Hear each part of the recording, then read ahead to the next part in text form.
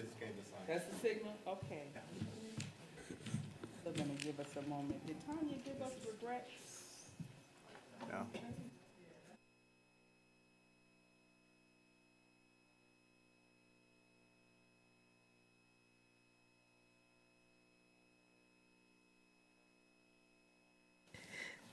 Good afternoon and welcome to this March Board Accountability Committee meeting.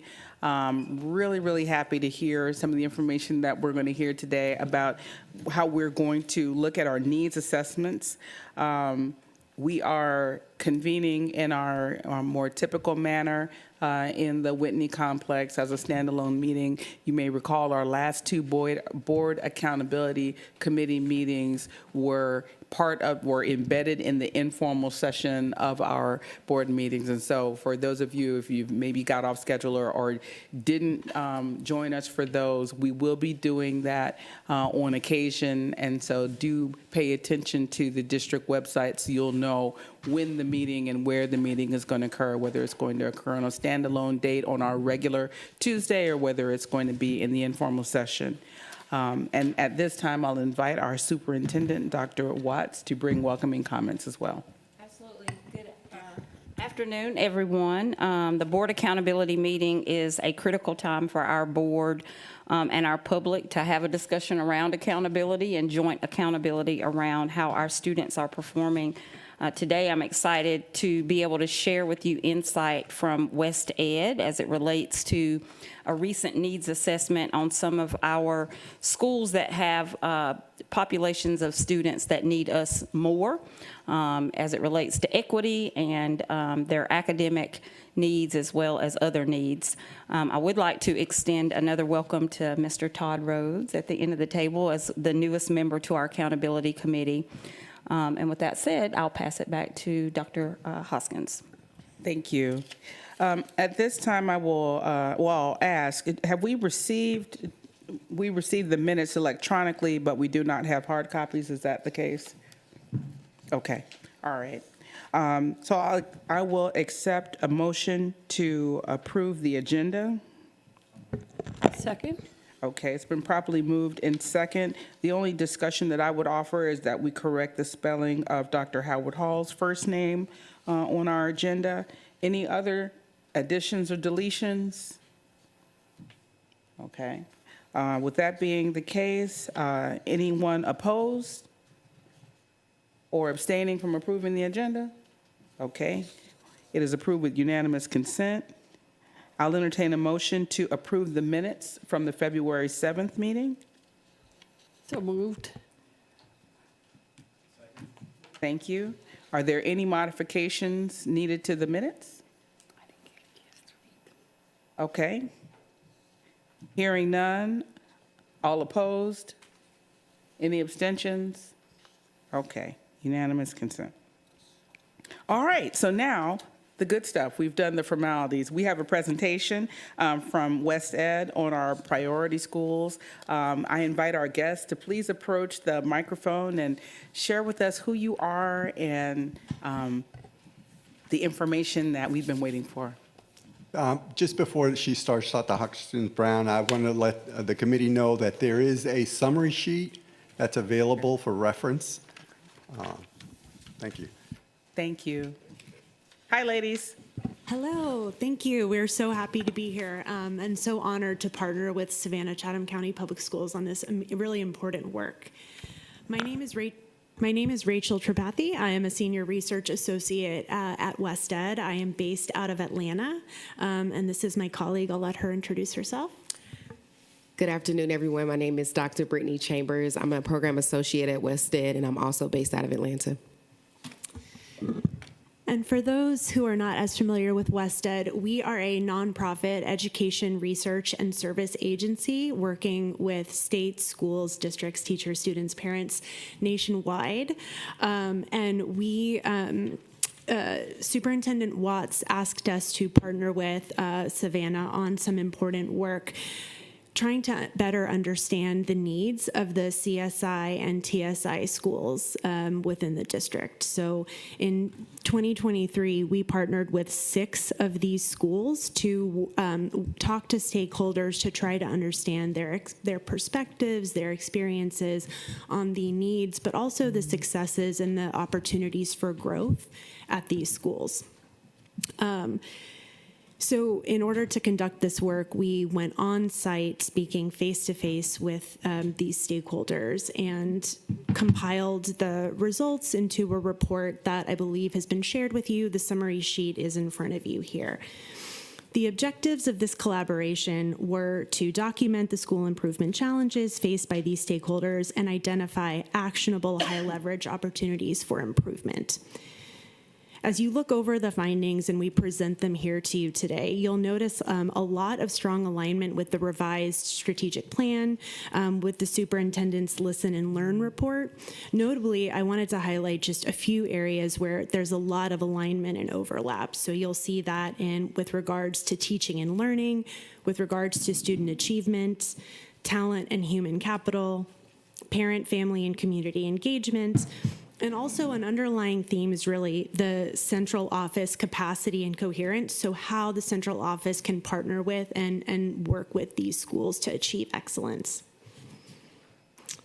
I'm going to turn it over to my colleague Brittany to talk a little bit about the underlying framework that we used for this needs assessment.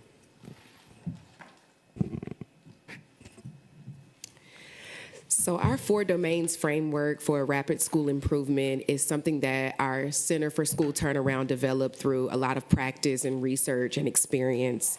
And when the 4 domains are implemented effectively, they not only benefit students at low-performing schools, but they also send a positive rippling effect across the entire district ecosystem.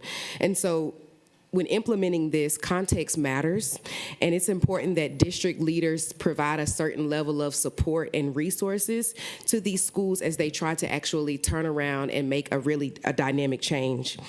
As we evaluated the 6 TIS and CIS schools, we used the 4 domains framework to explore and identify the areas that are most challenging and where there are opportunities for growth.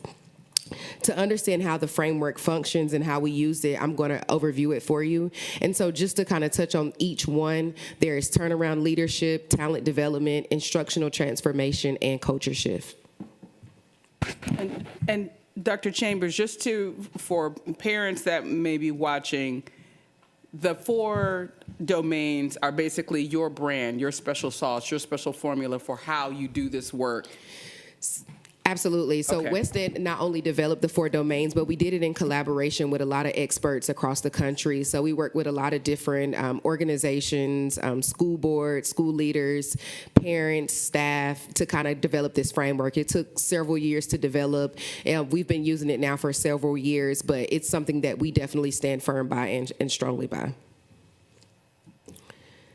So the first one being turnaround leadership, and this is really where leaders are putting a priority on elevating the performance and elevating the voices of staff in the building, right? Your leaders are some of your most important people in your buildings, but also on the level that you all sit on, right? Our board members, our cabinet members, our principals, and even our teachers, all of these represent different levels of leadership. And in order to move this forward, there needs to be a shared vision of success, very similar to the strategic plan that Dr. Watts has created for you all, and really talking about that accountability piece, right? And so there needs to be an understanding that responsibility lies on teachers, of course, in the classroom, and school leaders at their schools, but the responsibility also lies at the leaders in your position. And so there has to be a level of accountability, right, on those teachers, but you all have to take responsibility for the results. And that's really what our turnaround leadership framework or domain really speaks about, the leader stepping up and taking that responsibility, but also being accountable.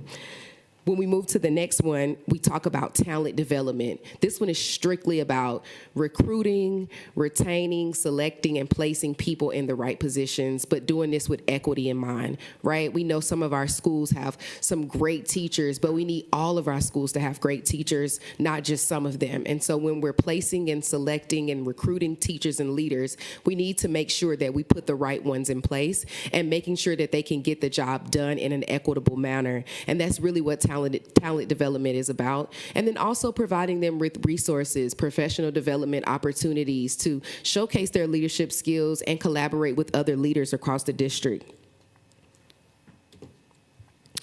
Next, we move to instructional transformation, and this one is really about facilitating an instructional transformation district-wide, system-wide. It has to come from the top, right? It has to kind of trickle into our schools and be supported by everyone. And it's also about finding a balance between high expectations and meeting students where they are. We can't go back and circumvent a lot of the things that's happened before students get in our classrooms, but we can meet them where they are and still hold them to high expectations. And that's what our instructional transformation domain is about, finding ways to help students achieve goals and be encouraged and be excited about coming to school again. We really want students to love education again. And then lastly, but not least, culture shift, right? This is one of the heart of the 4 domains, because it's hard to lead a school or get people involved and make change if people don't have their heart in it. And culture shift is all about finding people who love what they do, putting them in positions where they can win and succeed, and helping them spread that sentiment across the entire culture. It's finding a balance between inside and outside of school, and making sure students know that we care about them even when they go home, not just when they're in our buildings, right? We care about their development in and outside of the classroom. And it's also about engaging parents and letting them know that, yes, we spend most time with your kids, probably maybe more time than you spend with them, but we have your back too, parents. We value your input. We value the way that you engage with us. And we want to see you engage with our school community. And so that's about creating a culture shift in schools and making sure that everyone feels like they have a voice. And so that's just kind of a brief understanding of our 4 domains framework, and we can share the actual full brief or full transcript of everything that encompasses our 4 domain framework.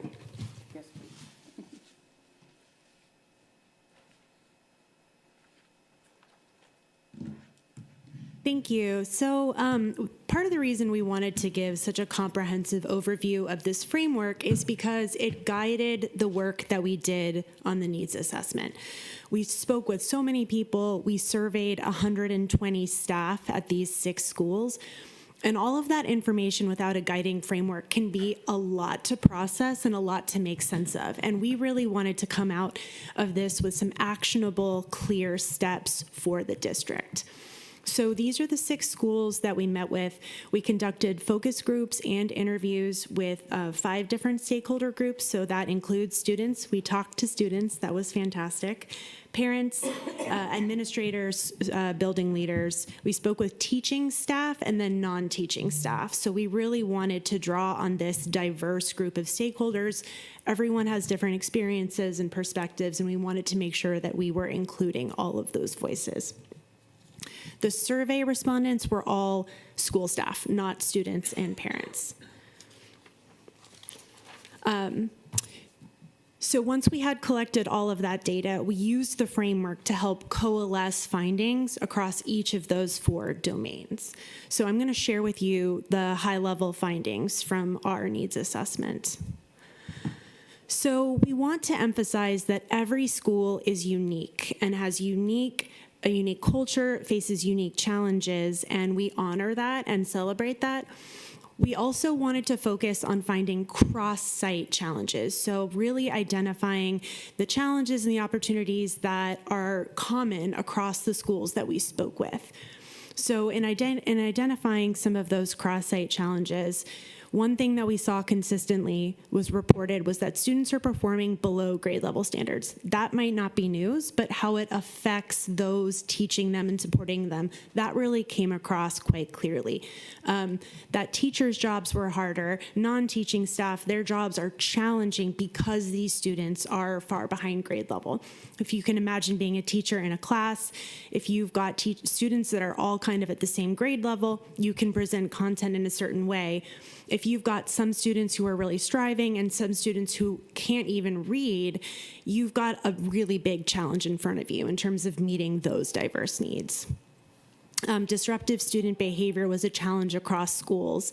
And teachers talked about the way that this made their job really hard. Non-teaching staffs, parents, administrators talked about the way that a lot of the elements of the whole child came into play. This wasn't students choosing to be disruptive. This was layers and layers of factors resulting in the disruptive behavior, which then had ripple effects across other areas as well. High teacher turnover was identified as a problem. Teachers had, one of the really great things that folks talked about was culture within schools. But when there's turnover, you don't have the chance to develop that culture. You've got people coming and going. And so the ripple effects of teacher turnover was felt. Instructional requirements that limit flexibility. This relates actually to the first bullet where students perform below grade level. What we heard was that requirements on having students meet a certain benchmark or achievement level actually hindered teachers from teaching to a diversity of ability levels because they felt like they needed to achieve one thing in the classroom. So instructional requirements that didn't let them meet students where they were. Low levels of parent and caregiver engagement was also cited as a problem.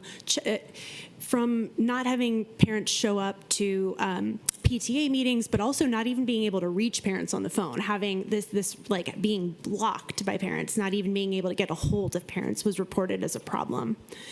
And then lower levels of collaboration, or I would say understanding between the schools and the district. So, and that's part of the reason why we're doing this work here is to really elevate the building level voices so that the district can learn from, integrate with, and collaborate with the schools. Things that I just shared came out of the conversations that we had with these stakeholder groups. I wanted to share some quantitative data as well. So these are findings from our survey, and actually, while this says percentage of participating teachers, it really should be staff because these were teaching staff, non-teaching staff, administrators who responded to the survey. And this really underscores some of the points that I already made. We call this triangulation when we're doing an evaluation. So the survey findings reflect a lot of the bullet points that I just went over. You can see students multiple grade levels behind. It's kind of at the top.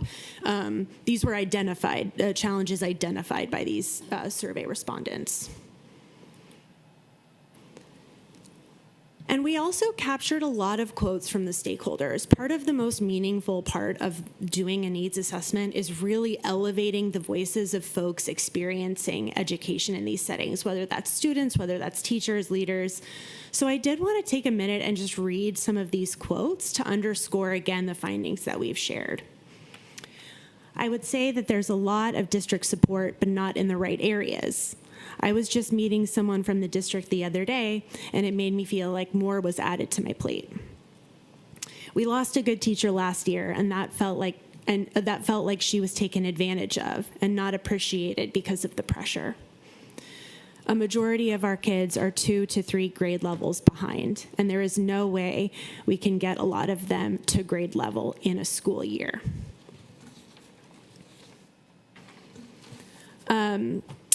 And coming from all of these findings, one of the things, as I said, we really wanted to highlight was where there's opportunity for growth, because a lot of the folks we spoke to also highlighted some of the really fantastic work, the fantastic partnership, the fantastic collaboration that's going on in their schools and with the district. So I'm going to turn it back over to Brittany to talk about some of the top identified areas for collaboration and improvement.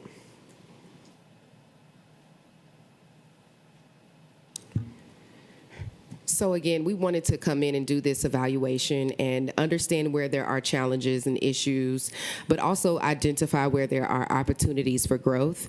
And so when asking the teachers through the survey, where do they feel like they need more support? Of course, you can see recognition and incentives for teachers and staff with somewhere they feel like they need more support. And when you think about the context of these schools and who's working in these schools and the student population they are working with, we can understand why they feel like they might need a little bit more support and incentives and recognition, some words of affirmation.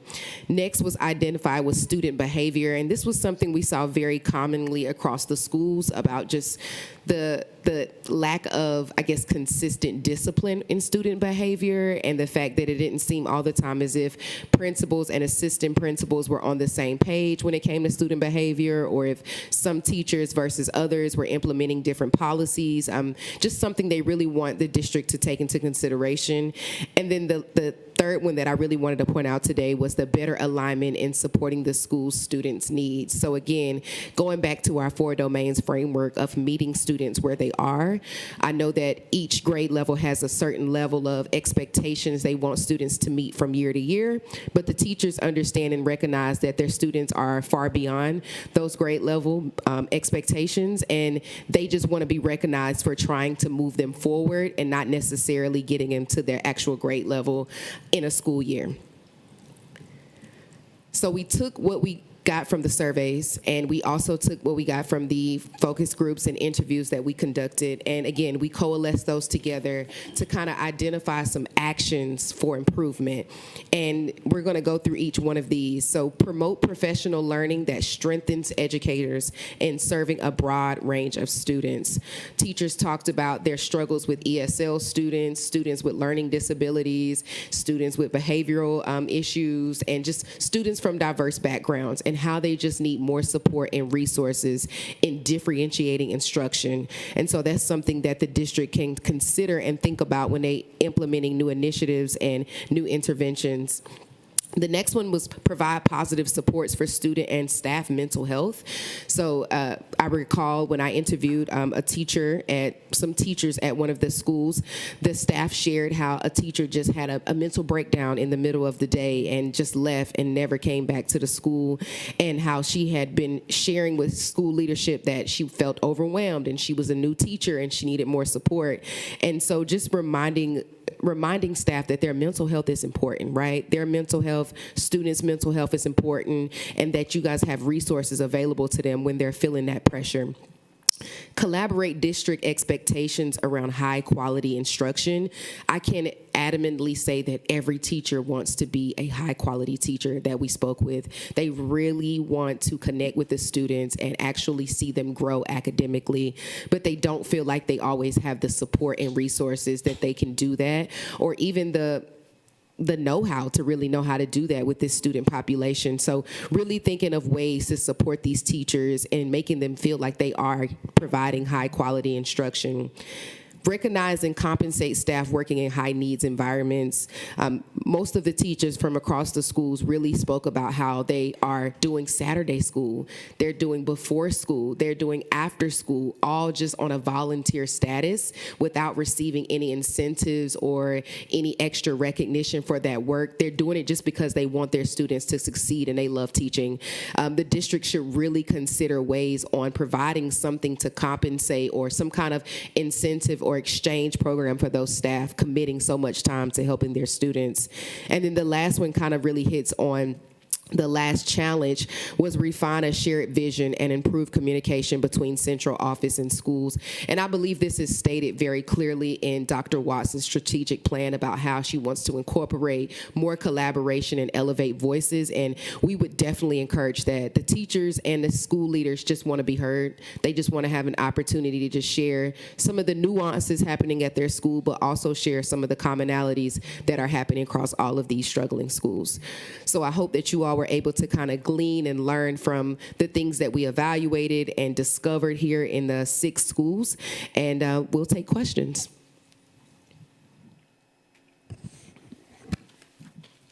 Ms. Hall? Thank you so much for coming today. There are 9 of us. if each one of us was paid $10,000 to concentrate on one of these and see where we are at the end of the year, this was all I was going to do, it would be on this whole idea of teacher capacity that you were talking about. I think the last thing our teachers need are words of affirmation. We do a lot of that, the whole country. We applaud our teachers all the time, but that's all.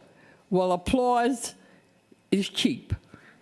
And I think that when a new person comes here to the district, to Human Resources, we might get 10% of our teachers who already feel, put me in one of those schools where there are really tough challenges. That's where I want to be. Maybe 10% of our teachers feel that way. The other 90%, we're going to have to do something to make going to that school, as opposed to one of our premier schools, make that palatable for them. And I don't think we do that. And I know people say, oh, money can't solve everything. No, it cannot. But I want to know how you feel about us. Our president talks often about merit pay, and there's so many complications to that. But should not we encourage those who want to go and help at these schools? Should not there be some compensation that's different from you just putting me someplace where, you know, I don't have most of these challenges? So this teacher capacity thing, and the principals came and told us, I don't know, Dr. Hopkins Brown, if you remember when the principals came and WTOC had a big thing, they said, we need more people. We need people. They didn't need more programs, they needed people. And that's the last thing we seem to give them. So it just gets a little,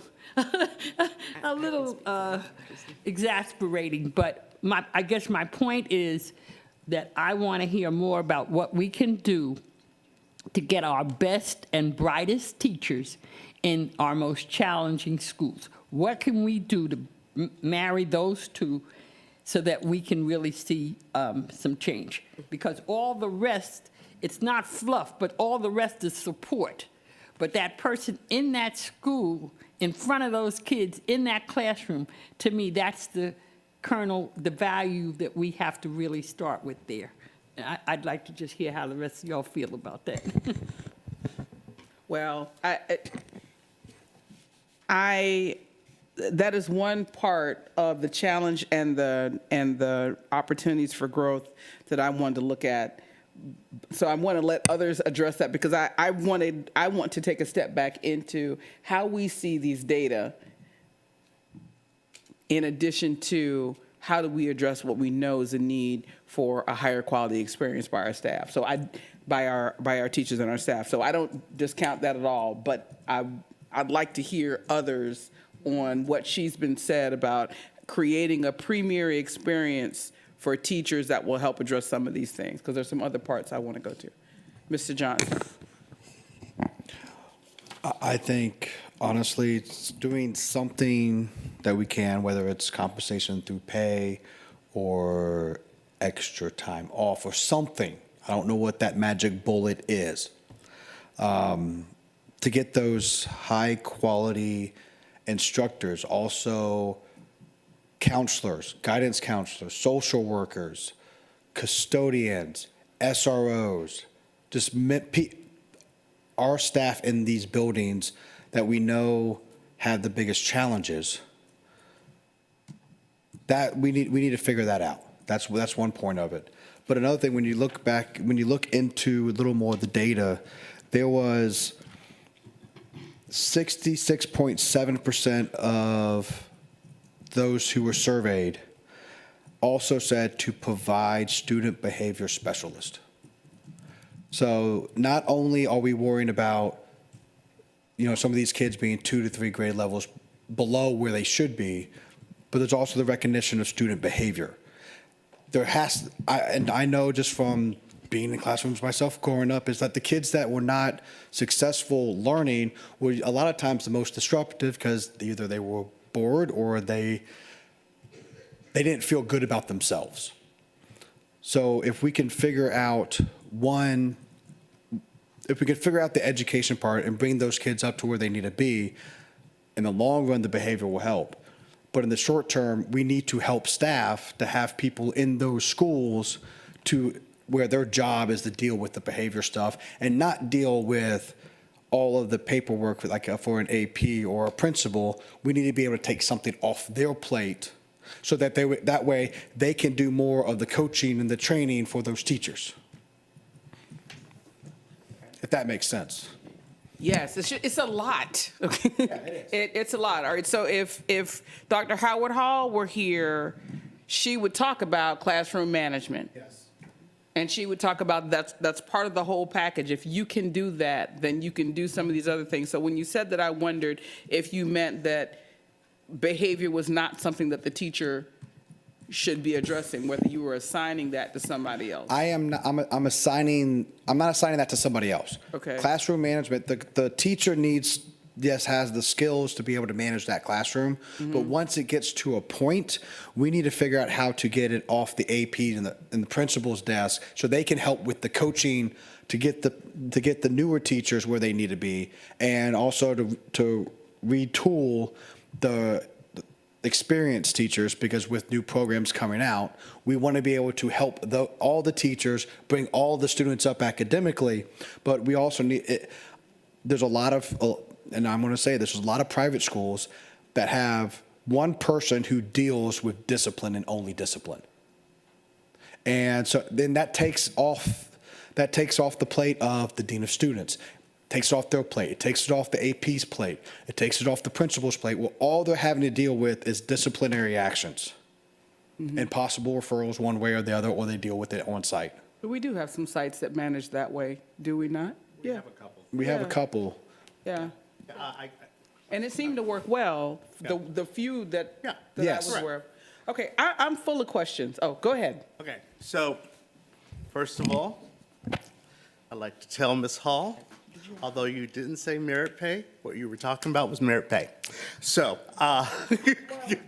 hang on, I'm kidding with you. Man. Yes, so, yeah. Yeah, so, yes, we should be compensating those teachers that are working in those schools and doing the Saturdays and doing, I'm sure that some of these teachers are also having, parent-teacher meetings at night and, getting called on the weekend. And yes, we need to figure out a way to compensate those teachers for doing that. And we need to be and as Ms. Hall said, we need to be upfront with teachers when they apply to our school system and saying, okay, here's where we need you. And if you will go here, this is what we'll provide for you. I was very happy to hear that. I love this report, and I love the 4 domains. The whole thing about Culture Shift is everything. It is everything. When you go into a school that's been turned around, one of the first things you'll notice is the culture's different. You can sense it when you walk in the door. You hear it from the parents. You have teachers that want to work there. You have, as you said, you have students that are excited about coming to school. We have a big problem in our district, like district across the country, with attendance. Kids don't go to school if they hate school. So, this will be interesting. We've got a finance committee later this week, and we're going to have to talk about this whole compensation thing. But this is great. So I made a questions. I wish they were all aligned, so that would be easy for us to address. But I think we have a fertile conversation to have. One is I hope that we can get these data disaggregated by school. Do we have that? Okay, all right. And the reason one reason I mention that is because there is the activity of creating a culture shift, and then there's the ability to keep the persistence of the culture shift. A.B. Williams was a turnaround school. There was a culture shift. A.B. Williams had bonuses for you as teachers if you went to that school when it was a turnaround school under that model. We've used that model in other parts of the district. The question is, when does the persistence of the culture shift change and the other influencing factors reemerge to create whatever you were trying to fix? So I am curious about that. In looking at these data, I'm hearing the teachers of the voices. Here are challenges. Here are the opportunities that we can do some things better. I understand that we have an extremely high sense of burnout. And as somebody who teaches at one particular level, I know that my response when I'm burnt out, like I don't read theses, graduate theses, after a long day when I'm hungry, you know, and the dog has made a mess. That's not the mindset I need to take to read this very important document for a student. So I'm gonna read it when I'm rested, I'm gonna read it when I'm fresh, and I'm gonna give the best feedback. The criticisms are different, the things that I'm sensitive to in that document are different. And so when I'm looking at this, I'm saying burnout teachers tell me what their challenges are, and I'm also hearing them say, well, here's some of the opportunities for growth. I believe them. I believe both of these statements. But what I'm seeing is an inconsistency across the things that they say we ought to grow in versus the things that they said are big problems. So a couple of them are consistent, like, you know, retention is an issue. 58% were like, you know what, retention is a problem. And 35% said, similarly, I'm in the wrong place. Teacher retention, okay. So like 38% said teacher retention is a challenge. 58% said, you know, that is important to have recognition incentives to keep us. Student behavior support, 52% said student behavior was the second most important thing. 59% said, yeah, that's the first place you need to look. But then if you look at some of the other categories, the percentage of respondents that said that was important, some of them start to break down in some of the other areas. And maybe it's because those are not as important. They weren't as on fire and as pressing as the top ones. But I was looking for that. I was looking for you to say, you need to fix this, and here's my suggestion for how to fix it. And I think they own the suggestion. They know it. But I'm just not seeing it right here immediately for all of them. And I want to fix all of them and give everybody raises. You know, I would want all of those things to be in place. So I'm concerned about whatever it is that we do, how we look at these data and correct for the lens of burnout. I'm concerned about how we maintain a persistent culture shift, because you all will come in and you'll say, here are our 4 domains, and they are magic. They're going to fix it for you. And then we fix it, and then where are we in 10 years at some of these schools that have persistently had some of these challenges? And I even wanted to look at it while I'm pontificating. I even wanted to look at it from a structural point of view, because we just had a community meeting with some parents who were at a really shiny new building, and some parents who were at an older building that's on its way out. And there were real feelings of differences in class and sensitivity about how they were being managed. But you look at this list, we got 3 schools that are relatively new. We got 3 schools that are really, really old. So that's one of the reasons I wanted to look at the data disaggregated by school. Like, how do you feel if you're seeing student behavior and all this stuff and you're in the shiny, nice school? Are you feeling the same way at the older schools? Or are those things intensified because you feel like in addition to all these social issues, in addition to being burnt out, not being paid, having to deal with discipline, I'm also here on the island of broken toys? is that part of the perspective, and do we need to address that separately? And then lastly, the thing that I want to talk about, your concerns about compensation and what the workday is like and how we spend our money, because we spend a lot of our money on platforms. And we got the recommendations from, in the last board meeting, about really identifying the platforms, the learning platforms that we think are important.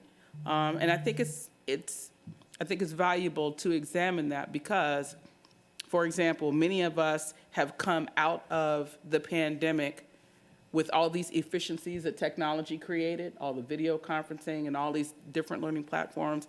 And my mother, who I have coffee with some mornings, if I have my life together, I can go early and have coffee with her.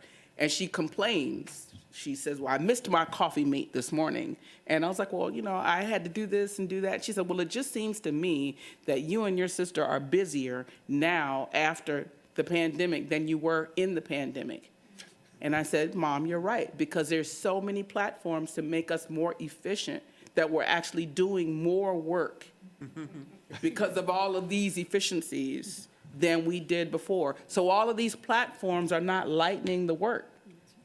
They could be creating more work because we're trying to use these right platforms. So like I said, I'm full of questions. I'm full of ideas. I want to see more of this data. I'm very excited about the 4 domains.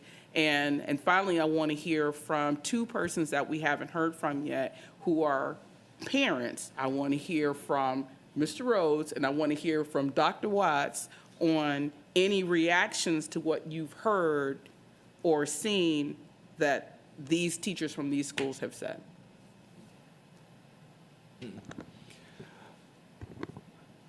I know it's very important. Everything that you all are looking at is so important, and just like you said, you don't want to miss out on any of it because it's all important. Important.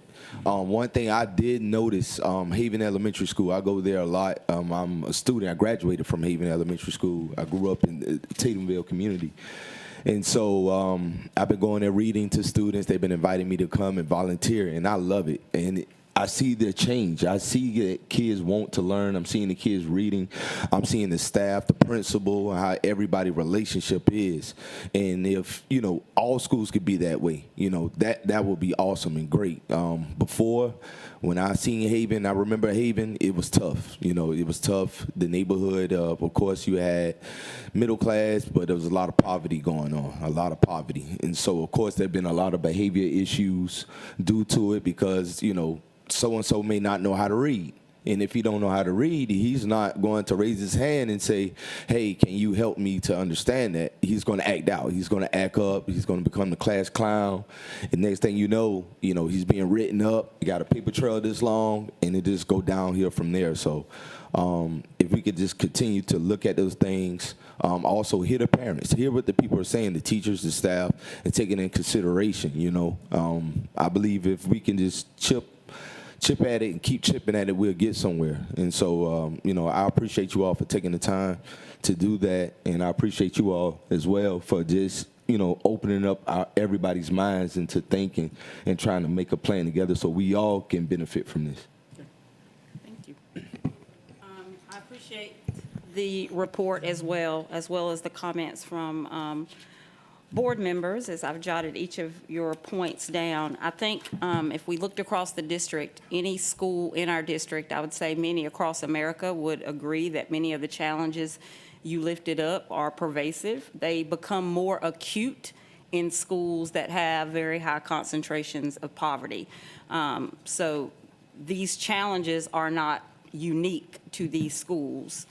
They're pervasive across all schools. And I agree with how the model can not only support, I don't like the word turnaround, because what that gets to is your comment about culture. These schools turn around, and then they turn around, and then they turn around, and then they turn around, right? And somehow we have to get to a place where it can be sustained. So I prefer the word transformation, because that, to me, just sends a different message. This is actually the work that I think we should be putting a lot of our time and attention into. It's one of the reasons why next year I have modified our org chart to have a chief of schools. Not to say anything negative about what has been done this year or in the past, but I do think we need a dedicated office that is 110% focused each and every day on how to serve these schools better. And so that's one of the reasons why our org chart is going to change. The other piece that I'll just highlight here, and you all have said it already, I'll just double stamp it, is this is about people all day, every day. When you have the right leadership in place, and I'm not just talking about the principal, because one of the reasons why schools turn around and then turn around again, I guarantee you, if you looked at school performance or school culture, when you see a rise, it's because of a leader. It will sustain as long as that leader is there. And then as soon as that leader leaves and a new leader comes in, guess what we do? We turn around, we go through a decline, and then maybe we turn around again, right? And so my thoughts around that is we have to hire for good fit. Every principal cannot be successful in these schools. It's not to say that that principal is bad, but you have to be, hear me when I say, you have to be built different to go work in schools like this. And so we have to figure out what the competencies and skills are to attract the right people to the table. And not only is it the right person, it is the right team. Because when that person exits, you need your sustainability plan built in already so that the next person just steps up and continues to lead.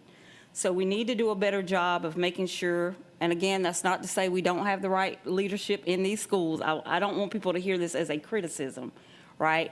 But we need to think about how we define effective turnaround leadership, how we interview for effective turnaround leadership, and how we build a team of people around that. Secondly, I'll just go to talent development. Again, every teacher is not built to go work in these environments. We need to identify the traits, skills, and competencies. Research is already out there that tells us how to do this, so it's not like we're creating it. It's already created. We just don't use it. Of how we hire the right, best fit, mission-aligned teachers to these roles, and then you all have already spoken to it's not just pay. I do want to say teachers that are working in these environments do deserve additional compensation. But I can tell you from years of being a turnaround leader, years of doing this at a system level, it is not just pay. You have to wrap those people into a culture that feels supportive. You have to provide the professional development and the coaching that is needed to build their capacity. If you just pay them, they will not stay. If you just develop them, they will stay long enough for that, and then they'll go to the school across town, and that school gets to benefit off the back of another school. And we've seen that in our data. Absolutely. And so some way we've got to create an environment in which these people not only want to come, but they are rewarded, and we wrap them with the support and the structures around them where they want to stay, where burnout is not a factor, and all of these things related to culture. So I can clearly see how to get to a better place, and I'm excited about pursuing that work next year. And this feedback today just provides me with more guidance on how to move forward. So I appreciate it. Thank you. I have one question before I recognize Mr. Moss. There are several slides after the thank you. These are top successes, improving teacher retention, practices most effective. These are summaries from the data that you collected from these teachers? That's right. This is data that is present in the full report. We Okay. put these slides here in case these topics came up in the questions so we could have the data Okay. here just in case. Yeah. Thank you. I do have a question about them, but I just wanted to make sure of that. Mr. Moss? Okay, one thing that we have not talked about is, are the parents. This cannot happen without parents. And part of this, we were just talking last week about Dr. Howard Hall and I were at the truancy sweep, and we were talking about an 8-year-old is not responsible for coming to school. Their parent is responsible for getting them to school. We have got to find a way. We have to have parents involved, and parents have to understand that they have to be involved. We are not raising your children. We are not raising your children. And I know that sounds harsh, but I've heard parents make comments like that. Well, they're yours now. No, they're not. And there is a what I call a Libra-esque balance that we need to strike. Yes, we understand and we want to support you, but you've got to be there. We will meet you halfway. We have those teachers that, like I said, we have those teachers that, will have parent-teacher conferences in the evening or on the weekends or whatever. But we need you to be there. We need you to answer your phone. So, Yeah, sorry. Not crack that nut yet. Yeah, exactly. That's a harder one to crack. But yeah, in every school that I've seen that has been successful has had parents. okay. So I have Ms. Hall and Mr. Johnson. I will just add an editorial note is that we need more data about our county to be able to have a conversation about parents that is balanced than we have here. And I think we should, and we have looked at some of our county data with some of the other agencies that look at how our community is structured, the businesses, the demographics, the education levels, the crime, all of those different parts that create the world that the families live in. I think that this is a good place to look at those data and to understand how they affect that Libra-esque balance. And so I can talk with Dr. May and Mr. Feliciano about that kind of information that will help us have that conversation, because I think it's a good conversation. Ms. Hall, Mr. Johnson. Okay, very quickly, I think we have to remember something called sphere of influence, just how far our influence can go and what we're capable of doing well. There used to be a time you had the school, the church, the home, that three-legged stool. We don't have that now. So much more is dependent on what the school does, so that we have to behave in that manner. I want to get Mr. Rhodes going.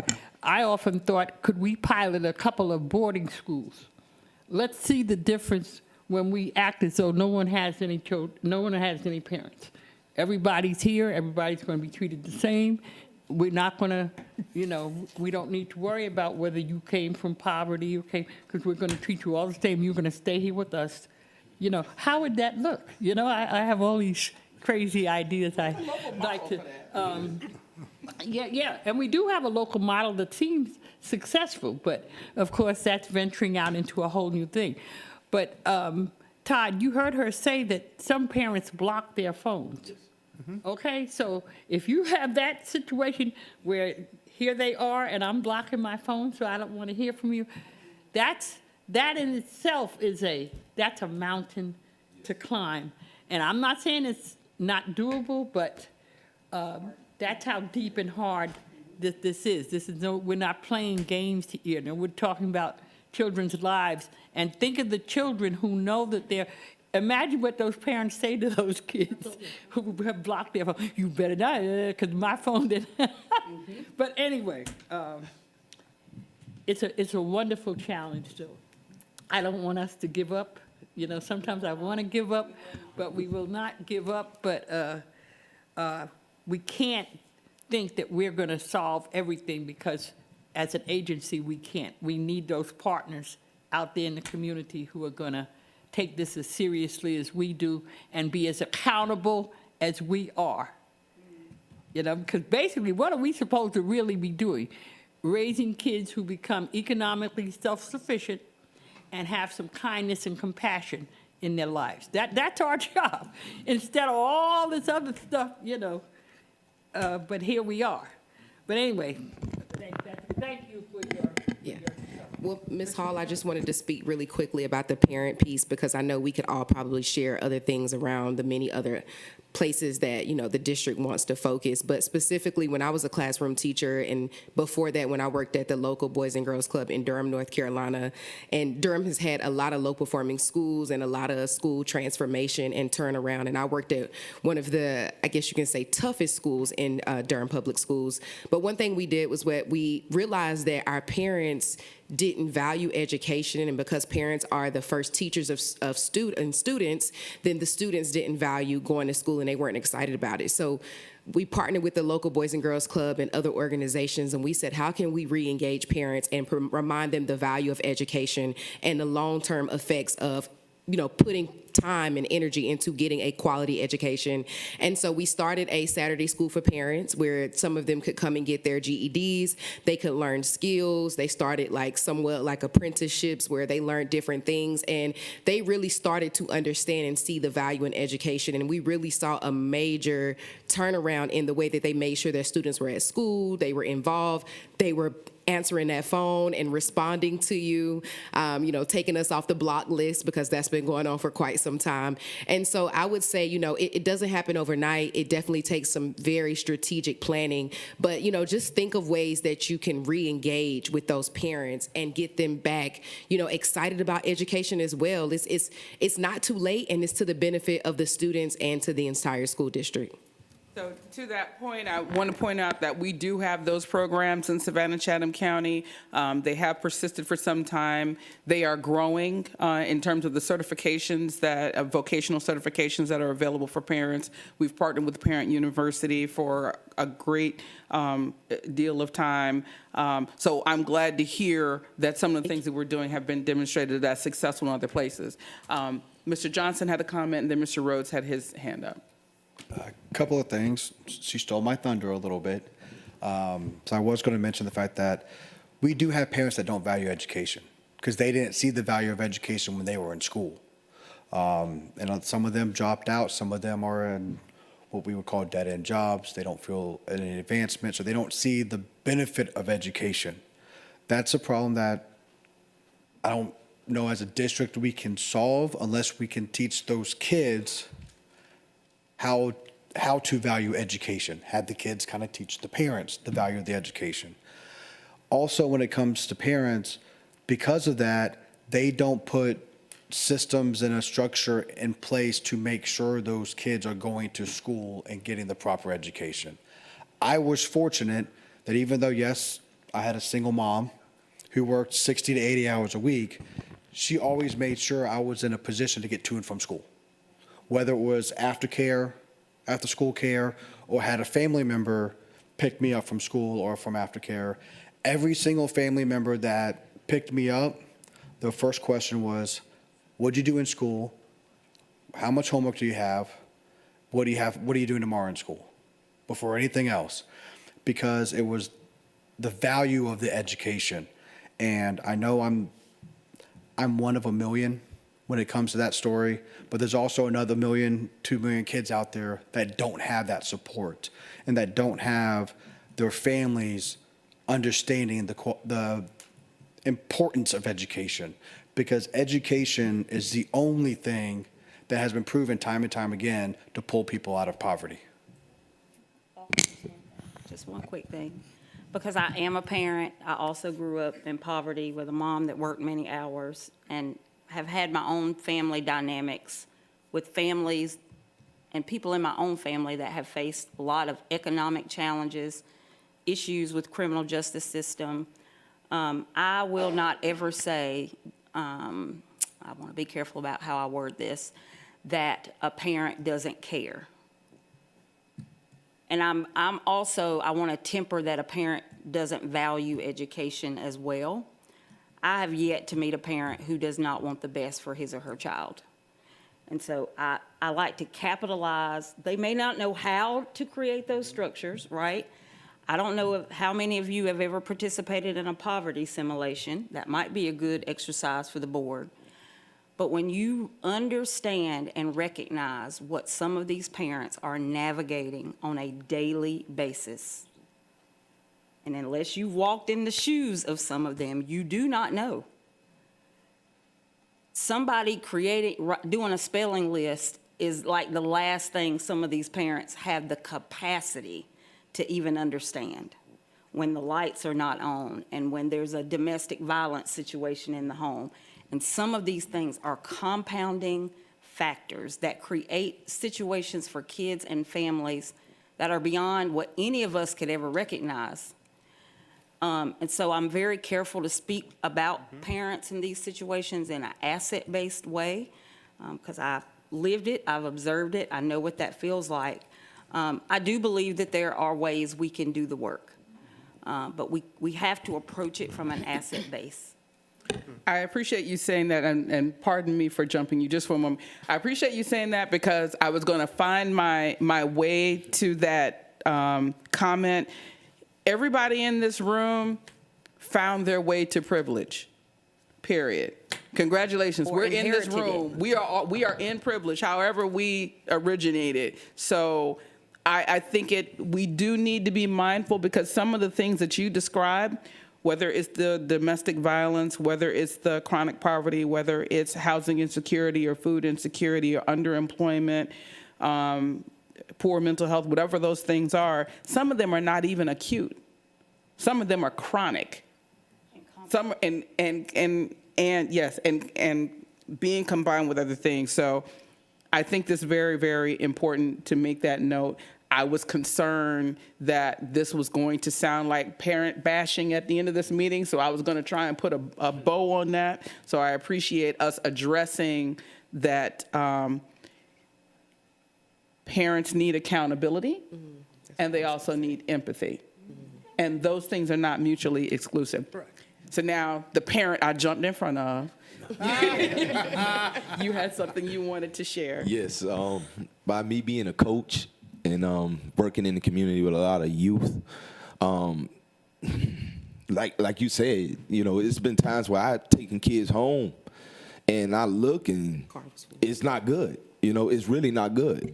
And by me and my wife already having 10 children and plus other kids coming over to the house all the time. But I tell my kids all the time, I said, you guys, you stay here. So a lot of times y'all, hey, I want to go, I want to be here, I'm tired of being here. But why do you think so many kids want to come over to our house? Because they see structure, they see love, of course. If they hungry, they could go in there and get something to eat. I got players all the time that's going there and they fix grilled cheese sandwiches and all type of stuff. But some of them, when you take them home, that's when you really see the challenges and the stuff they're facing. And so before, I remember a long time ago, teachers used to take kids to school, home sometimes. Sometimes they may stay for field trips or whatever, and sometimes they will go and see. And once they go and see, then they give them a better understanding and say, you know what, I know why so-and-so is sleeping in class, because they live in a party house. It's constantly traffic, it's constantly things going on. And so I think it's important, like you say about Parent University, outlets, coaches that's with the city of Savannah that had these youth organizations. They have the kids at a young age. We're talking about ages 4 and 5. They're starting with these big organizations.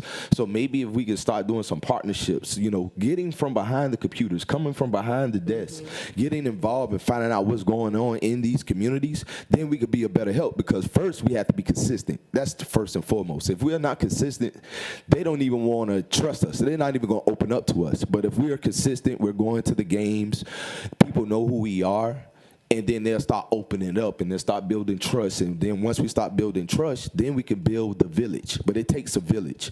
And so that's one of the things that I know for a fact that's very important. And, it's sad, but a lot of these coaches and teachers, and they have to be parents. They have to be parents to some of them at school, because some of them don't have parents. Or if they do have parents, like you said, they got a lot going on, especially now these days with inflation. Everything's going up, rent, oh man, it is so much to deal with a parent, especially coming from a single parent home, you know.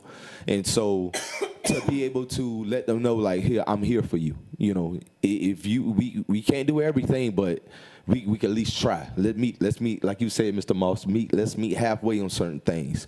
But if we come together as a community, I would definitely believe that would be a start and help just being consistent. And I'll just say too, you all have identified a lot of the ways that our findings in these 4 domains overlap. These aren't boxes you can check and be like, move on to the next, we solved that problem, right? These are very intertwined domains. And so, you know, if you asked us, what do we do tomorrow? What is the thing that we do to start transforming these schools? What our team would say is create a system for stakeholder feedback. That is, it transcends leadership, it transcends turnaround. It is a system that can endure and can be sustainable for continuous improvement. And I know you all probably have heard that term, but stakeholder informed continuous improvement. So each of these 4 domains you're looking at, and maybe you have a teacher task force that's focused on one. Maybe you have a principals working group that's focused on a different one, but these are never done. So you build a system that transcends leadership, that transcends. And so you're not turning around, you're continuously growing. And so that's really what we hope. This is just the tip of the iceberg, right? This is not a comprehensive report that can stand the test of time forever. This is how to start thinking about building sustainable systems for stakeholder-informed continuous improvement. And thank you for this opportunity. I better go before somebody gets the hook and pulls me away. Not to end your conversation, but we thank you for the chance, and we look forward to continued partnership too for this important work. Thank you very much. I do have a couple of asks before you have a seat. One, we do want the full document model. You already have it. emailed to you, but Okay. I'll send it again. Okay, thank you. And some things like disaggregated survey results were not included in the full report, but we can certainly provide that. Yes, would Yeah. like to see it by school, and I don't know if you did it by subgroups, but it'd be interesting to see that as well. If you haven't done it, you don't have to worry about doing it for subgroups, but if you just happen to have done it that way, it'd be interesting to compare. The other thing is, for our leadership, I would like to map some of the assets that we've talked about in this conversation to the 4 domains. Because if the 4 domains are our formula for doing this work, and we already know that we have some things that are working, you know, like partnerships, like the volunteer programs, like Parent University, let's go on and map that to the solutions that are going to be sold to, that are going to be told to us anyway. The other thing is the effective practice, and this is an ask of my colleagues, my board member colleagues, the effective practices and the other suggestions for improvements that we see in these last slides, please look at them through our fiscal lens, through our budget process. So 2 things, smaller class sizes and differentiated instruction to me are high dollar items, because that says to me more people. So let's look at that through our financial process. Really, really do appreciate you 2 ladies and what you've presented. You spent a lot of time listening to us kind of brainstorm and react. So I guess we didn't ask you as many probing questions as we could have, but you've certainly generated a product that has fueled our imagination for what could be. And clarified what actually is. So we thank you. We thank you so much, Dr. Chambers, Ms. Tripathi. Thank you very much, and I look forward to what else we'll see from West End. Any other questions for? The one thing about us having this during informal, the only great thing to me was that we had everybody here, because all of us, everybody needs to be in on this. Dr. Watts, you brought up that poverty simulation. I remember that. I remember those. Our board needs that, because he's right. We do sit in a place of privilege. And I remember, it's been 10 years, but I remember that thing said, could you move in 24 hours? That was one of the things, Miss Privilege, could you move in 24 hours? And another one was, have you ever gotten someone out on bail? Things basic, things that so many of our parents, that's everyday life. And no, I've never had to get anybody out on bail. We need to do that as a board. I would really think that would take us a long way towards getting ready to do this, yes. But thank you so much. Thank you very much. Thank you. Thank you. We have one remaining item on our agenda, and that's to talk about the draft key performance indicator dashboard and technical guide. And Mr. Feliciano is going to help us with that. And that's probably going to take us right to the end of our meeting, so just note that our next meeting date is April 23rd. And that's a Tuesday in our regular committee meeting time. Thank you. Yes, Madam Chair, I know Christy Collins Rylander is very excited to talk about KPIs, but before we dive into the KPIs, I'd like Stacy Jennings to come up to show the new website, the new webpage for our strategic planning Awesome. for Please the do. community. Let's do it. Stacy Jennings. Thank you, thank you. Thanks for this opportunity. You guys are the very first to see this, so I want to tell you how special that is. And we spent a little time talking about accessibility, and there we go.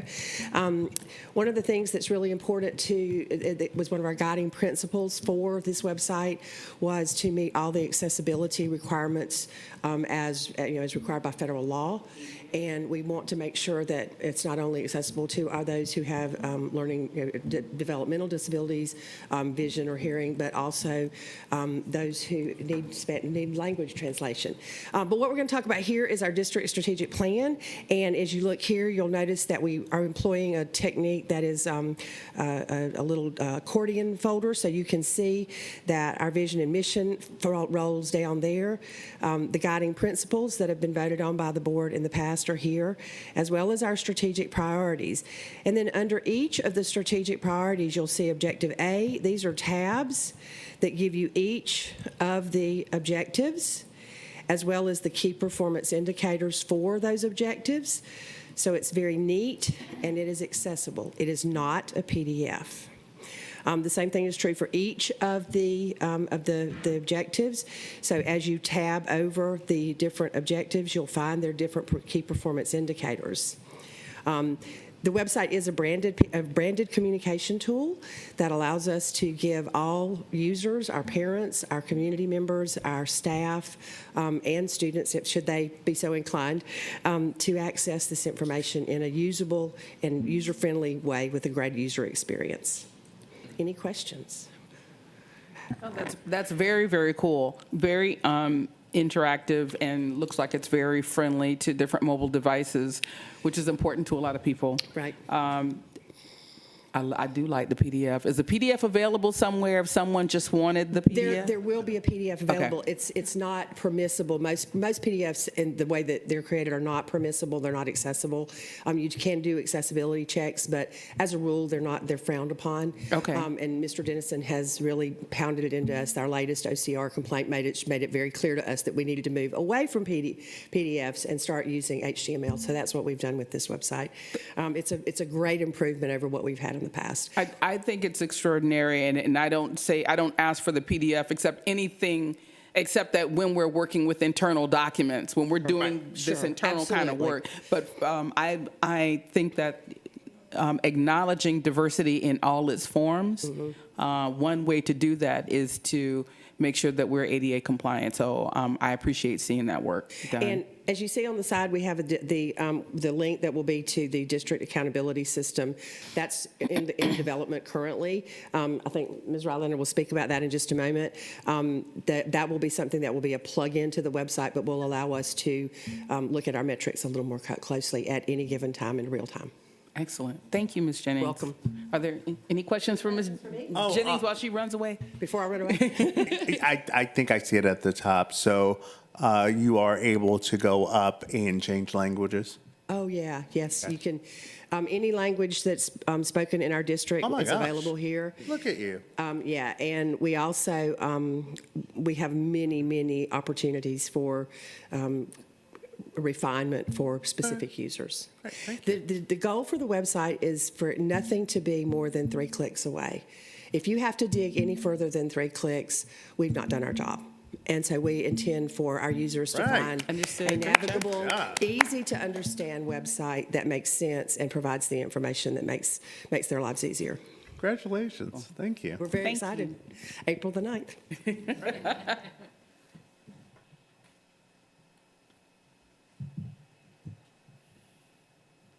Good afternoon. Welcome. And thank you all for giving Ms. Jennings the opportunity to show the beautiful new website that is designed to house our strategic plan. We were so excited when we saw it.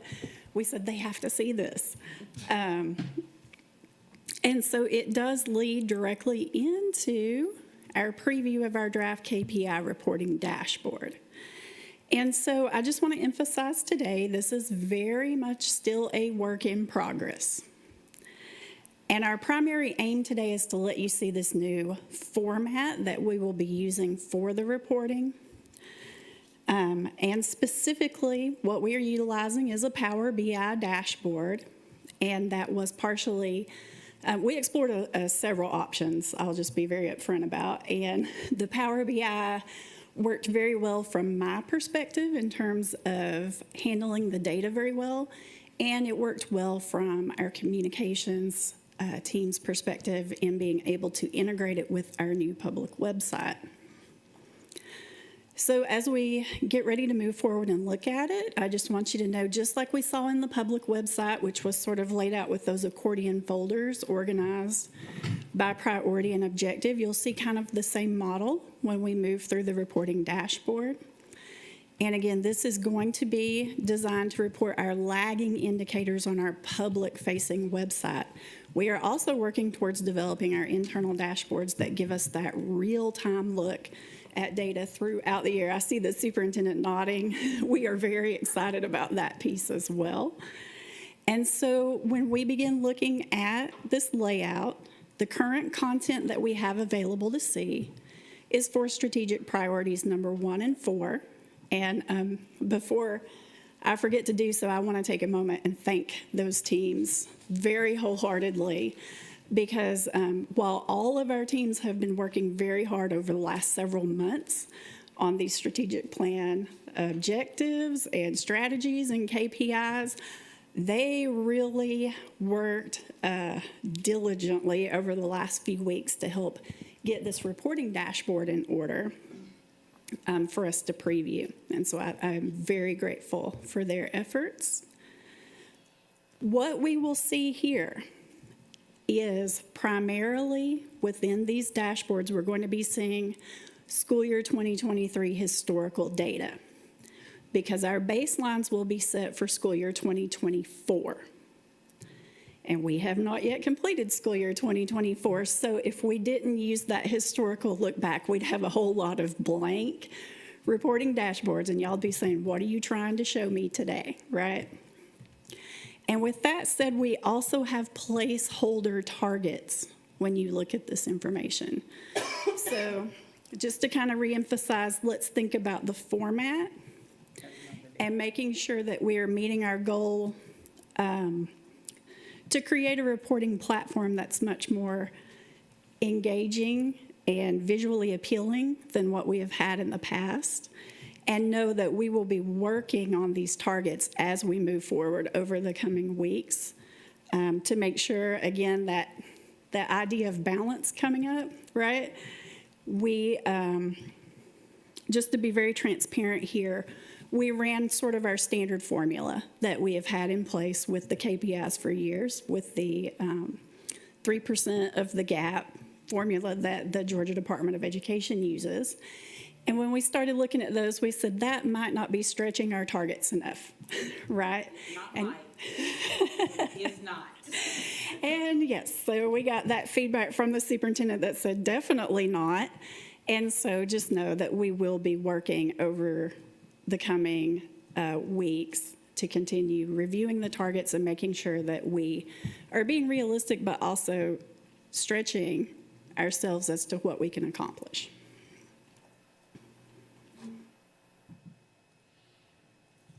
So we will start with strategic priority 1, our students. And with objective A, we have the indicators that focus on foundational skills and our early learning opportunities. And so again, keep in mind we are organizing by objective. And so for this particular area, these are our KPIs related to our pre-K students who are exhibiting readiness when they enter kindergarten. We are looking at our number of pre-K classes, our kindergarten students who are demonstrating numeracy skills, and then our K2 students who are meeting or exceeding expected growth in foundational literacy skills. Will you share with everyone how what you see here was calculated? Again, we used what the state uses as a calculation. As you can see, I don't get up in the morning to go from 35 to 37. But I'd like for people to understand what the formula is, and again, to double stamp that we have to go back and do more work here. Because again, no, I'm not excited about a goal that is 2 points. Yes, so as Dr. Watts mentioned, we did use the state formula that is used within like our closing gaps targets for CCRPI. It's been around for a while actually and used for various purposes. And what it does is it looks at the baseline data and the gap between that baseline score and 100. And so in the instance here of our pre-K students exhibiting readiness when entering kindergarten in the current school year, when our pre-K students came in, 33% of them were demonstrating readiness on that Foundations of School Success measure upon entering kindergarten. So that means that our gap to 100 is 67%. And so the formula that's used is 3% of 67, which by the time you calculate it all out and kind of account for the decimal places and do a little rounding, is what resulted in those 2-point annual gains. Now, the way that formula is structured, the lower your baseline, the greater your annual improvement targets are.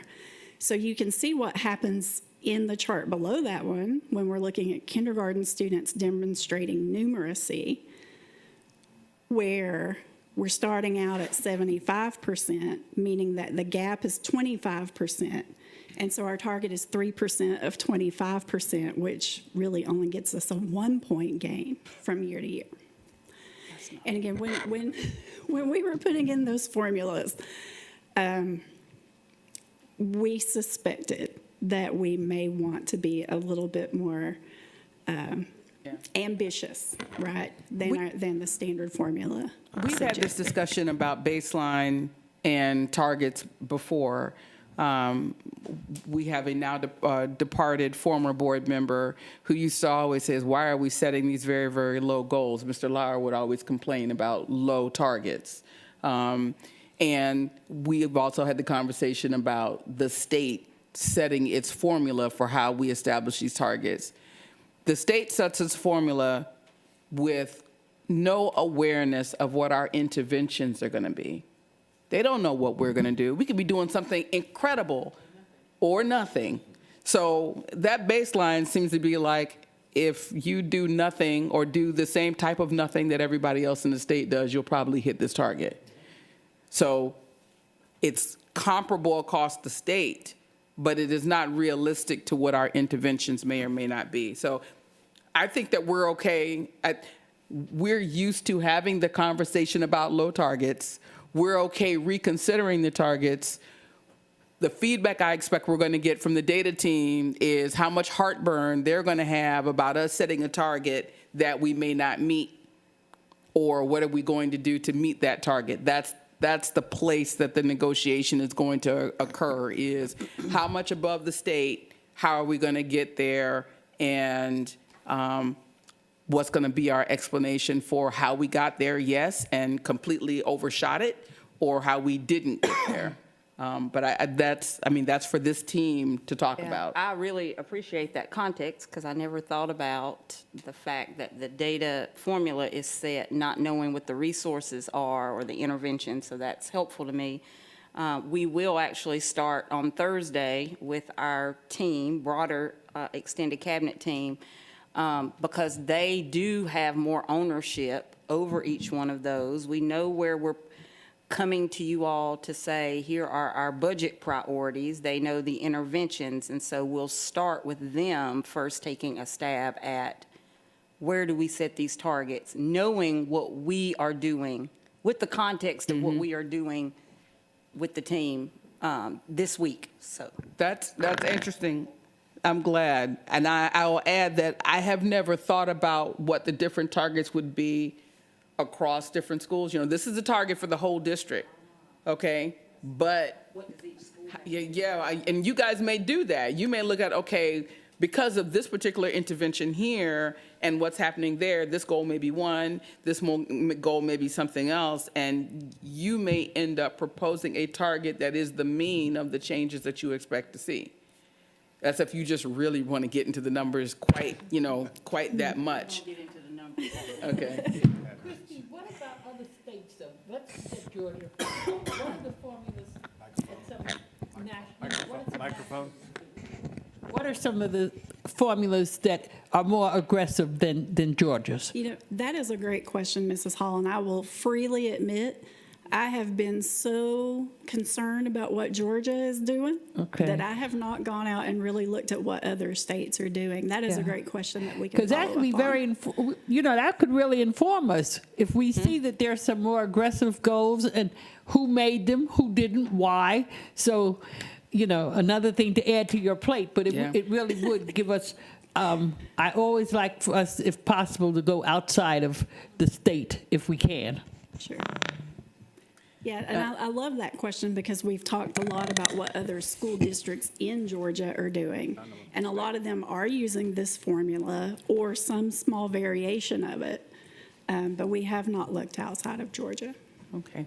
Mr. Johnson, and then Mr. Feliciano, and I'm aware that clock it should say 4:57 rather than what it says, and I don't know what adjustments we'll want to make. Mr. Johnson, I'll make Mr. it quick. Feliciano, and then back to Ms. Collins-Rylander.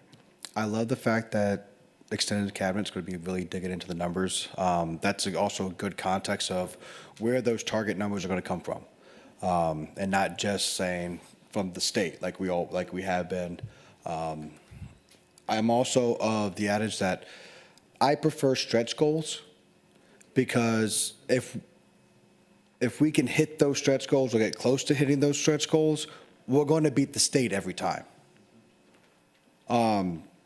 Because our stretch goals will hopefully be more than that 3% of the gap. And yes, Mr. Lauer, who used to sit next to me, always says, our target should be 100% every year. Ideally, if we had infinite resources, that could happen, but we don't have those infinite resources. We need to be realistic with our goals, but at the same time, I am stretching them.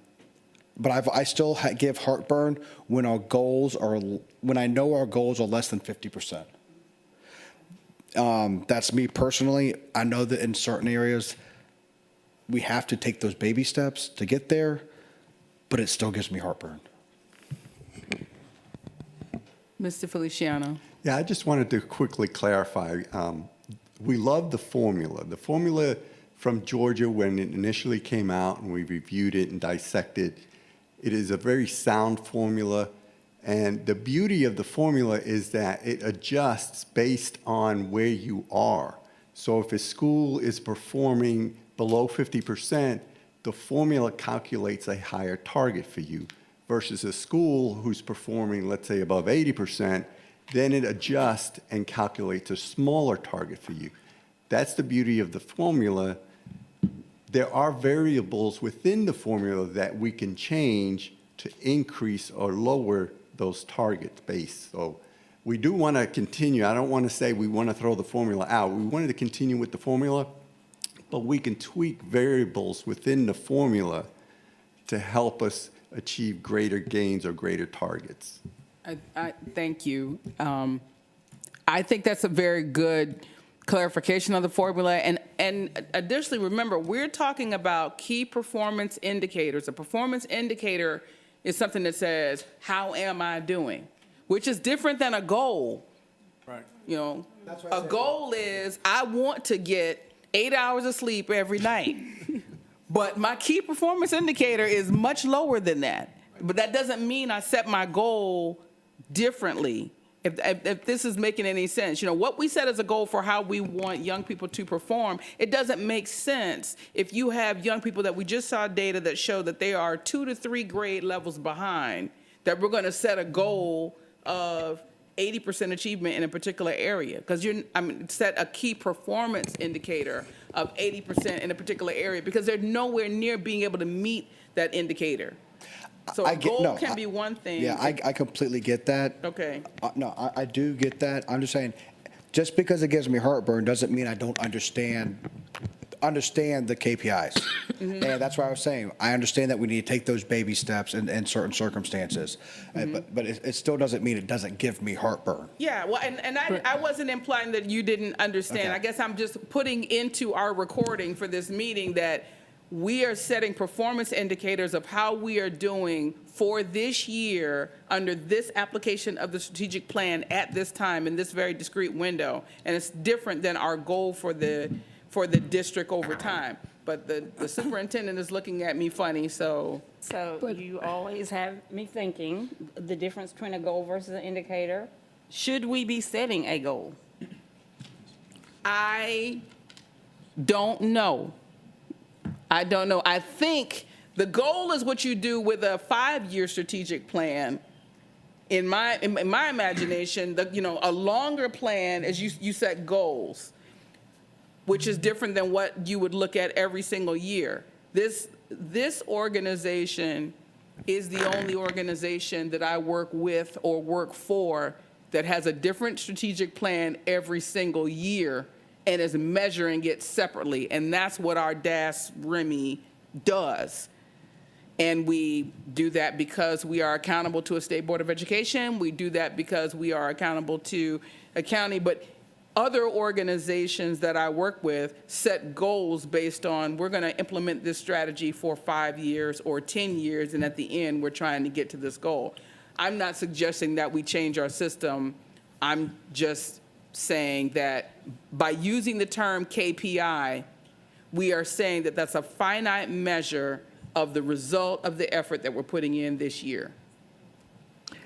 Just real quick. And you probably are going to guess what I'm about to say. Will you please spell out for the general public what KPI means? Because remember, our parents didn't go to business school. Yeah, so. You mean in the documents? In the documents. Oh, okay. Everywhere. Yes. If we're reporting to the public, let's use language that the public understands. Okay, That's it. all right. Can I ask, Christy, if you have a gifted class and all of your children's averages are in the 90s, it's very hard to, move them up. But in our situation where so many of our schools, we have 6 here, but we have more that need, so I think we don't have to be real concerned with stretching ourselves. I mean, we could in some, in a few circumstances, yes, but for the most part, we're due for a stretching. And in those few circumstances where we're already where we want to be. You laughing at my face. Well, and I think that is a great point because I will say, I think in previous versions of strategic plans, sometimes we wound up with indicators where we were performing a little higher, right?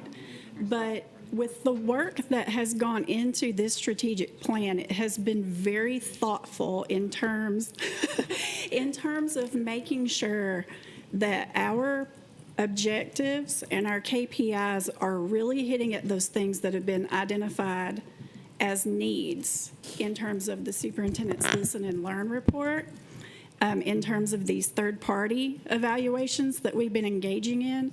And so I think, we're in a situation where we have not selected indicators where we are pushing 90. Right? And so we have deliberately selected indicators in areas that we really need to work on things. And so that, to me, that kind of sets that distinction of when those stretch targets are a little more appropriate. I'm encouraged to hear that, and I'd like to put something at the top of our agenda for our April 23rd meeting, and that is, I probably could word it better. Would we give ourselves an F? These key performance indicators are our evaluation of this work. So if we set all of these stretch goals and we miss them, we never give ourselves an F. We never come to this meeting and say, oh, we're terrible. Let's all just go back home. So if you're going to set stretch goals, Yes.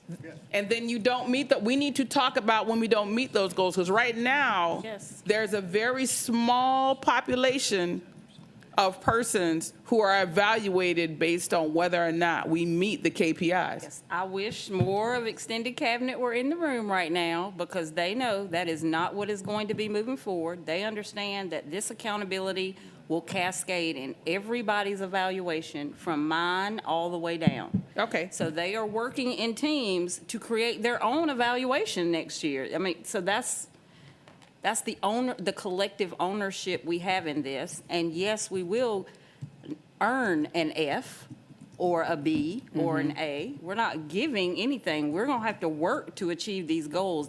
The grade is what we earn.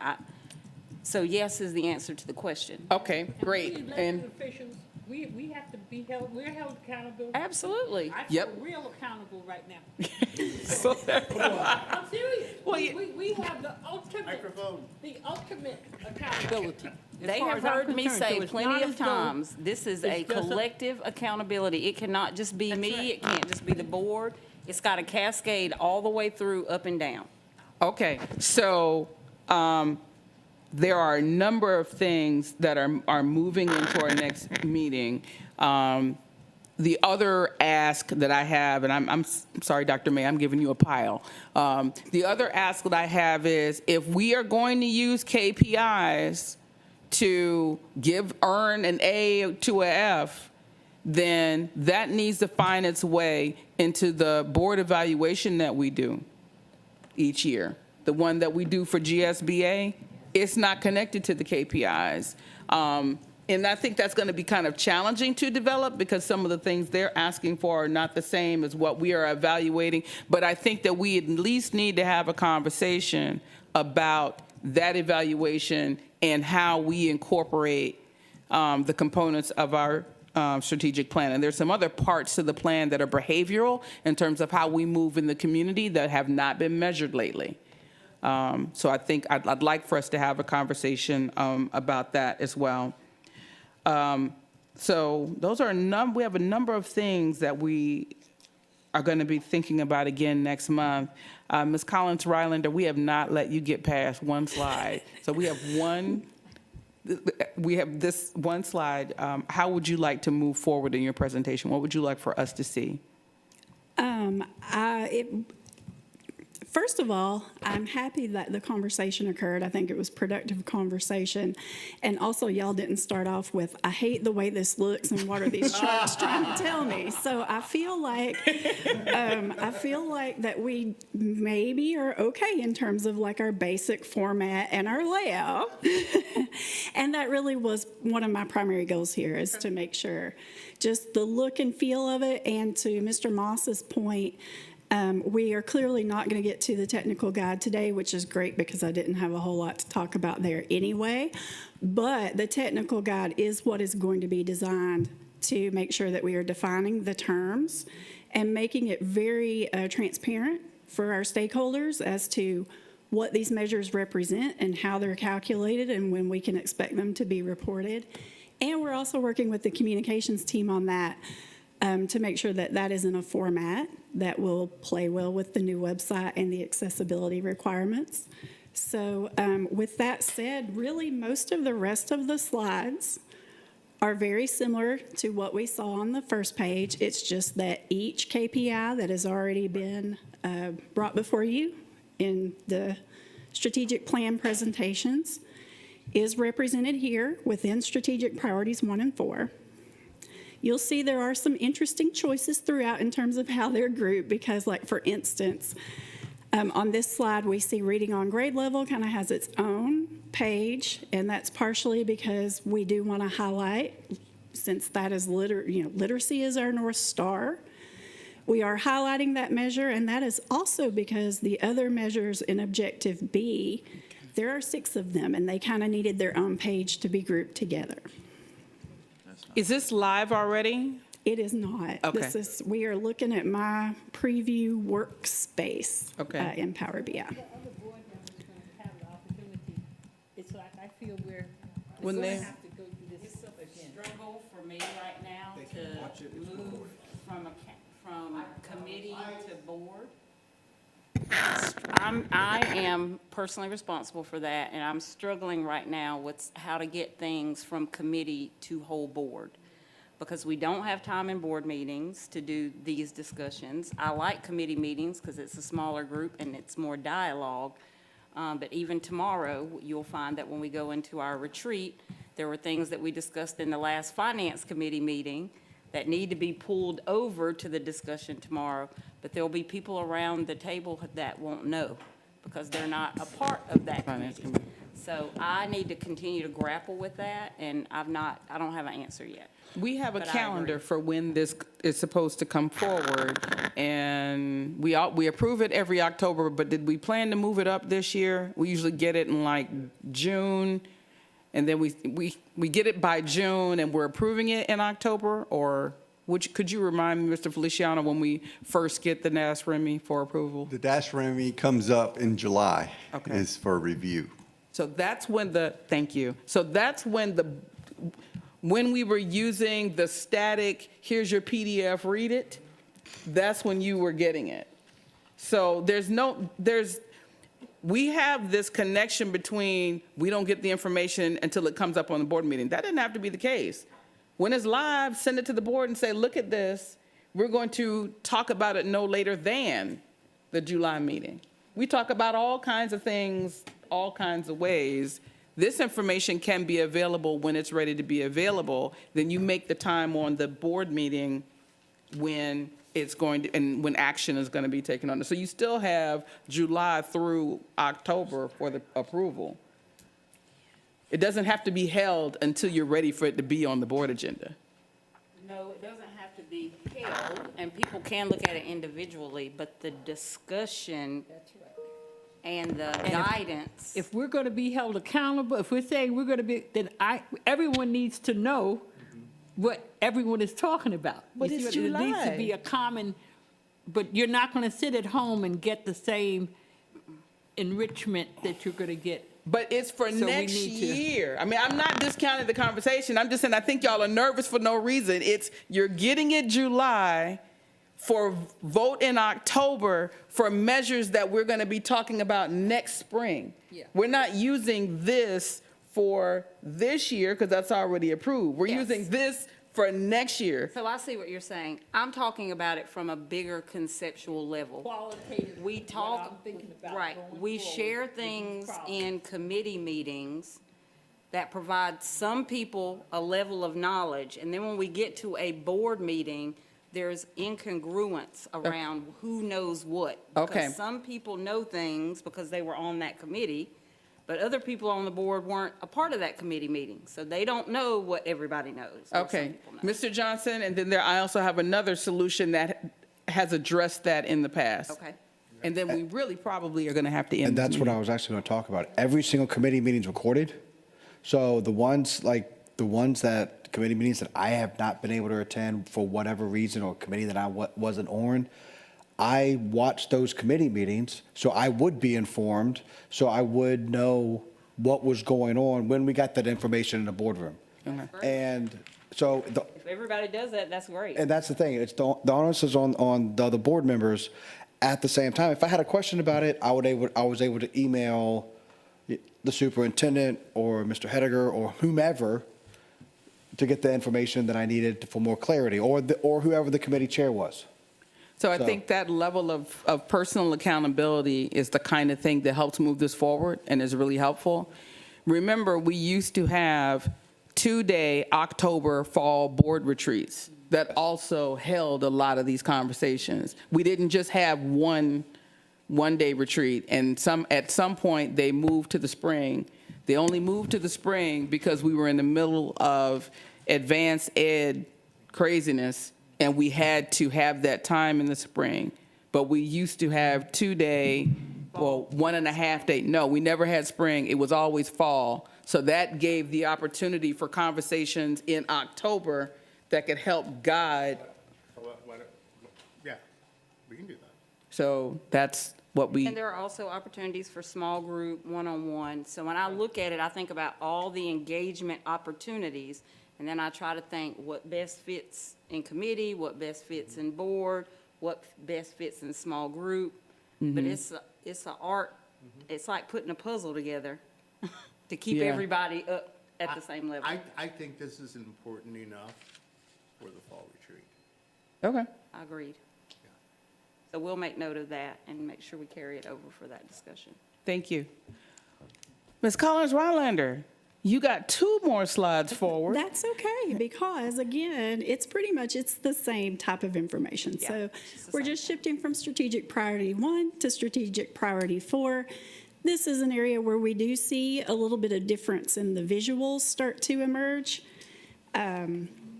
We have an area here where we're providing links to our program evaluations and needs assessments and third-party reports. You can see we've already got a couple of those up there, but I'm thinking that with the amount that we're going to have, and I know we're going to add the superintendent's listen and learn report here as well, that may just be a cute icon that links to a repository where we have a lot more space. And then those are not tied to a specific year because those are on an as-needed basis. You can see down in Objective B where we do have KPIs that are more based on qualitative type reports that are tied to an annual recurring cycle, then we will have that displayed. In fact, we have one that's already available, so it will basically show you that, yes, that report has been completed. Here's the link you can click to access that annual report. And then everything else here pretty much follows what we've already seen in the strategic priority 1 area. Okay. Thank you. You guys did a whole lot of work. The Chevron reports. Yes.